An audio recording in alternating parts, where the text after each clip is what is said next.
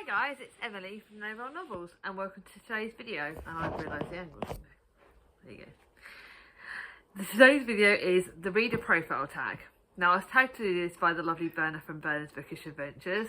It is the first of 2 tags I'm doing this month, but I haven't got any plan for June, I don't think, at the moment. I need to get off my bomber plan. So sorry guys, you're having a bit of a tag overload, but hey ho, that's the way it goes. I don't have any tags and I get 2 at once. Oh well. This is quite a chatty tag, although I had to look up the answers for some of them, so I'm hoping it kind of goes alright. Haven't done a tag video in a while, haven't had to think. Thinking is dangerous. Let's get on with the prompts. I don't want this to be a long one, because I've got stuff to do. Right, prompt number 1. What makes a good book? For me, it's a book that I don't want to put down. For me, it's a book that has great characters, as a really good mix of character-based and plot-based. For me, I prefer character books. That's really, it's got to have really good characters. And I like it if you have a mix of characters that you love and the ones that you don't like.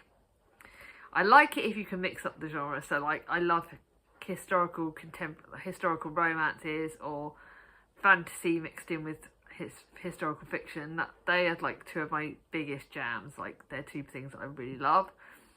I do love it if you've got a bit of heartwarming in it. I like books that grip you, that really make you want to read them. I love, at the moment I'm really enjoying like faster paced books, and I'm not really enjoying slow paced books, but that does change. But it's got to have a good characters. It's got to have characters that you either fall in love with or passionately hate. And it's got to evoke emotions for me, because I'm quite an emotion-based person, as you well would have guessed if you've been on my channel for a while. But yeah, they're the things that I really love in a book. Prompt number 2, what are you currently reading? So, the day I'm filming this, I'm currently reading All the Little Bird Hearts. I'm about halfway through this. I'm going to finish this today. Currently reading it as in I'm about to start A Pair of Blue Eyes by Thomas Hardy. That's for the Hardy Readers on, so that's for Misery May. It's not a big long book, but I want to get through this today because I've got a busy week this week. And I do like Thomas Hardy, and it's a pretty edition, if you ignore that bit there. So they're the books I'm currently reading. This one I'm looking forward to because it's apparently lively, gripping and dramatic cliffhanger episode. Ooh. It's got a bit of ironic, feministic and erotic, so I'm hoping to try and read as much of this as I can today and then finish All the Little Bird Hearts tonight. I am really enjoying this, so I'm looking forward to telling you about that on the wrap up part 1. I think it's really good writing and really interesting. Prompt number 3, what is the last book you didn't finish and why? And that was The Night Watchman by Louise Erdrich.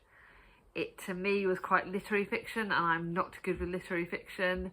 It just didn't grab me. It was a very long book, and it's not one that I really wanted to read at the moment, so I'm going to give it to Charlie. I read about 30 pages yesterday, and I was just like, oh, I can't connect to it. I can't connect to the characters. The writing style isn't for me, so bye-bye. Charlie's having it. Prompt number 4, what is an obscure book that you think other people would read? That you do? Do you want other people to read or whatever? I don't read obscure books. I don't do that. I'm not obscure. Strange, yes. Obscure, no. The only thing that I can think that's like, but like, I can't think of an obscure book. Like, what does obscure mean? Can someone please tell me what obscure is? I'm going to be picking up The 7 Moons of Marley Almeida in June, and that sounds like that's quite obscure, but that's about as obscure as I get. I've got some like graphic novels. I don't know what obscure is. I'm sorry. I looked at my shelves and I couldn't think of anything obscure. Sorry guys, that was a bit of a crap prompt. Prompt number 5, what is the longest book you've ever read? I think it's War and Peace. I think that's the longest book. It's either that or one of the Dickens books. But it could be that. I think it's that. It's the last book I read and thought wasn't too bad. I kind of missed out the big chunks in the middle. I have got some bigger books on my shelves, but I think it's probably War and Peace, but it might be a Dickens. So I can't honestly count. I don't know. I think it's that. Probably that. I have got some longer books on my shelves now, and I've added an extra one, but I think it's War and Peace. Right, prompt number 6, now this is a fun one. If you could have a dinner party with 5 fictional characters, who would they be? So, obviously, gotta have a sexy male character. Gotta have Gray from The Curse of Dark and Lonely. he is just a character that I've just, oh my god, he sounds gorgeous. He's in my head, he's pictured as tall, dark, scary, like mysterious and sexy, and oh, I've got to have him next to me. That'll well be fun. Sorry, Chris, you're lost to grey. Next, gotta have Anne from Anne of Green Gables. Gotta have her. She is like one of my absolute favourite characters ever, because she's like, when she was younger, probably her more when she's like younger, because she's, I don't know if I'd want her maybe when she's older, when she's a mum, because as she is a mum, we could talk about the bit, if she's in like the later books, then we could talk about her when she was younger and all the fun things she did with her best friend and the magical realism and the way she creates stories and the way she'd do silly things. And then I like the fact that now she's older and she's got, like, in the later one, she's a mum and she's got her kids. But I'd do it before she loses her kids, like, before her kids die. So, like, when her kids are, like, my kids' age, I'd do it then. I'd like to meet her then. Because she was a lovely character and I really want to read that series for, like, the third time. This is saying something that I want to read it for, like, a third time. I've got this series in my shelves and I can't stop wanting to read the series over and over again because they're so good. And apparently Charlie says I'm like Anne of Green Gables, so I've got to have her. Right. So actually, I'm debating. I've got number 3, but I'm debating because I've already got a sexy male character, so I may change my mind on that one. Parsort from the Seven Sisters series by Lucinda Riley, because he has lived such an interesting life. Yes, he's had like the hardest time of it, like with all like his daughters, and like he went on a hard like childhood and everything else. And if you read the last book, he had a really hard time, but he lived through so much of history and he's connected to so many bits of history, and I would find him absolutely fascinating. I think he's an absolutely intriguing character, and he would be like a font of knowledge, and it would just be so good. Another new addition is Penelope from the Bridgerton series, because she's like Lady Whistledown, if you hadn't known. Sorry for giving away. She is amazing. Like, I absolutely love her. She's like a curvy girl. She likes her books. She likes being independent. She's not clouted as pretty, but she is gorgeous. And she just, like, the way the wallflower, like, observes everything. And, oh my god, she's my favourite character in the whole Bridgerton series. Like, she is just so intriguing, and I think she would work really well with Anne, because they would like be able to chat about things like that. And I think like Grey could like learn stuff from Parsort. And the 5th character, I really can't decide, because like part of me thinks, do I go with another leading male character that I love, Johnny Be Good, and Johnny from Johnny Be Good of the Page Toon books, or do I have like another female character, like a female? I think the grandmother from the Woolworths Girls series, because she's got a font of knowledge, and she would be like the mothering of the group, and I think she would be amazing. And she's like so great in the Woolworths Girls series. Like, she would just be incredible. So can I have 6? Can I have like those 6? I never do stick to the rules, do I? No. I'm gonna kind of have 6. So we're gonna have like 2 sexy males, 1 knowledgeable male, 1 knowledgeable woman, and 2 women that I like the sound of. So yeah, a bit uneven number, but hey ho. I don't do things normally. 5 books that you would want stranded on an island. I decided I could have picked like my favourite book of all time, Wuthering Heights, but I wouldn't want that because that would depress the hell out of me. If you're on an island, you want a mixture of books that you kind of I'd like a classics, because you can get more out of them every time you read them. So I've got a couple of those. A couple of a contemporary because it's light, a bit of a mystery, and then I've got a fantasy. So I've kind of mixed it all up. So I've got Secrets of Hartwood Hall, because that's still like a mystery. It's Katie from Books and Things, most recent book. Got Disability Rep, got a bit of mystery. I'd love to read. I think that's a book you could reread over and over again. It's historical fiction. It's got links to the Bronte, so I'd feel like I'm connected to them. It's got like a bit of mystery. It's got characters that you love. A little bit of romance, a little bit of intrigue. I think that would be really good.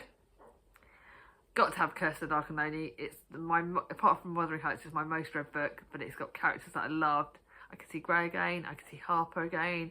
I could see Harper when she was at her best, because I think she was at her best in the first book. So that would be interesting.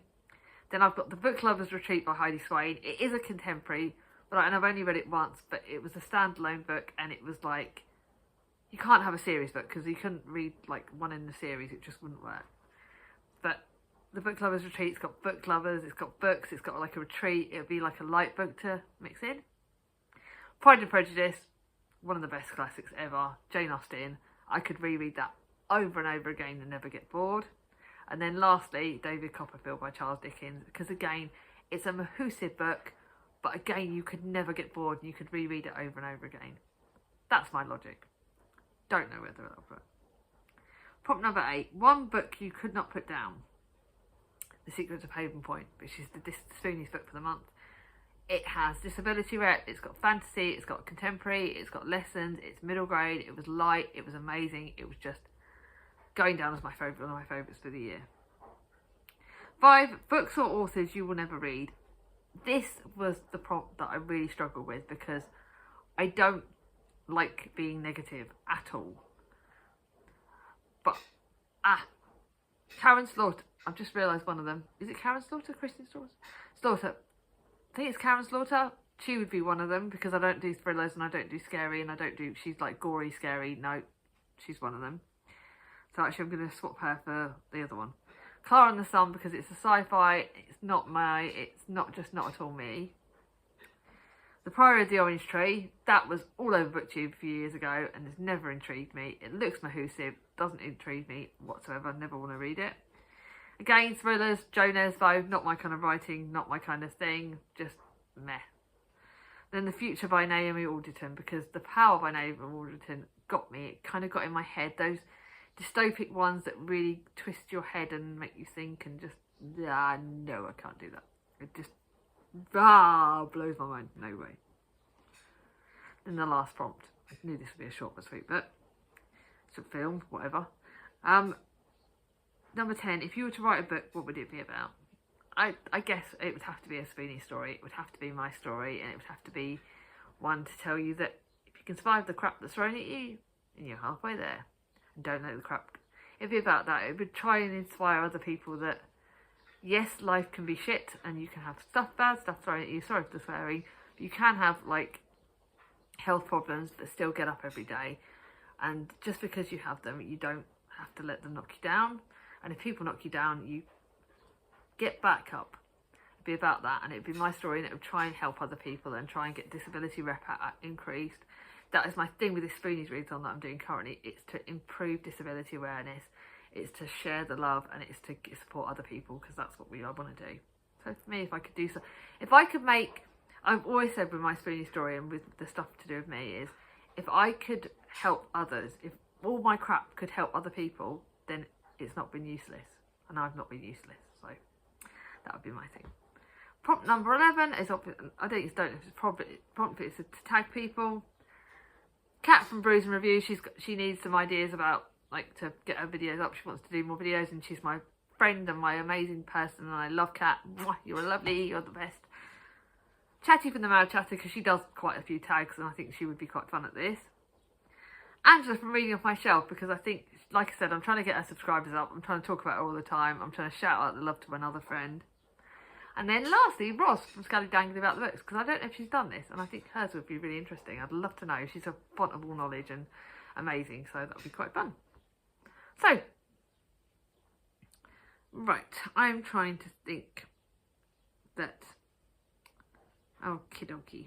I know, if you got to the end of this video, see if you can do me like a lighthouse emoji, because it's from The Secret of Haven Point.